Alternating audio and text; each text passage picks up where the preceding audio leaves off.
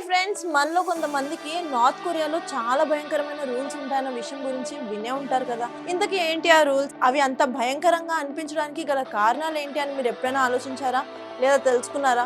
ఒకవేళ మీకు ఆ వివరాలు తెలియకపోతే ఇప్పుడు ఈ వీడియోలో తెలుసుకుందాం. ఇక నార్త్ కొరియాలో ఉండే టాప్ 10 స్కేరీ రూల్స్ కి సంబంధించిన వివరాల్లోకి వెళ్తే నంబర్ 1, అక్కడ ఎవరైనా గవర్నమెంట్ కి వ్యతిరేకంగా ఏదైనా క్రైమ్ చేసినట్లయితే అతనికి సంబంధించిన 3 జనరేషన్స్ కి సంబంధించిన వాళ్ళందరూ కలిసి జైలు శిక్ష లేదా మరణ శిక్ష అనుభవించాల్సి ఉంటుంది.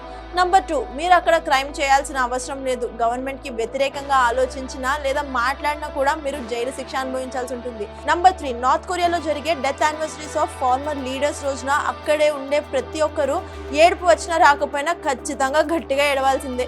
నంబర్ 4, ఇక్కడ బ్లూ జీన్స్ వేసుకోవడం అనేది కూడా ఇల్లీగల్. ఒకవేళ మీరు అక్కడ బ్లూ జీన్స్ వేసుకున్నా జైల్లో పెడతారట.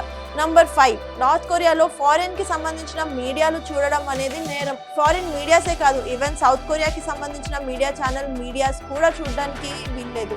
ఒకవేళ అలా చూస్తే వారిని లేబర్ క్యాంప్స్ కి పంపిస్తారు. అది మాత్రమే కాదు, నార్త్ కొరియాలో ఉండే ప్రజలు గ్లోబల్ వైడ్ ఇంటర్నెట్ ని వాడడానికి వీల్లేదు. వారు కేవలం ఇంటర్నెట్ క్లోజ్ నెట్వర్క్ అయిన స్టేట్ ఇంటర్నెట్ ని మాత్రమే వాడుకోవాలి. నంబర్ 7, నార్త్ కొరియాలో మీకు నచ్చిన హెయిర్ కట్ ని కట్ చేయించుకోవడానికి కూడా లేదు. కేవలం అక్కడ గవర్నమెంట్ అప్రూవ్ చేసిన కొన్ని రకాల హెయిర్ కట్లలో ఏదో ఒక దానిని ఎంచుకొని అలా హెయిర్ కట్ చేయించుకోవాల్సిందే. నంబర్ 8, ఇక్కడి ప్రజలు ఒక సిటీ నుండి మరొక సిటీకి మధ్య ట్రావెల్ చేయడానికి కూడా వీల్లేదు. ఒకవేళ అలా స్టేట్స్ కి లేదా సిటీస్ కి మధ్య ట్రావెల్ చేయాలి అంటే ఖచ్చితంగా దానికి గవర్నమెంట్ పర్మిషన్ ఉండాలి. నంబర్ 9, అక్కడ మీరు ఏదైనా దేవుణ్ణి పూజించినా కూడా మీరు దానికి తగ్గ శిక్ష అనుభవించాల్సిందే. ఎందుకంటే నార్త్ కొరియాలో వేరే దేవుళ్ళని పూజించడం అనేది ఇల్లీగల్. ఒకవేళ మీరు దేవుడిలా ఎవరైనా పూజించాలి అని అనుకుంటే ఆ దేశ నియంతల్ని మాత్రమే పూజించాల్సి ఉంటుంది. నంబర్ 10, నార్త్ కొరియాలో ఉండేది ఒకే ఒక నియంత ప్రభుత్వం అయినప్పటికీ అక్కడ ఎలక్షన్స్ అనేవి ఖచ్చితంగా జరుగుతాయి.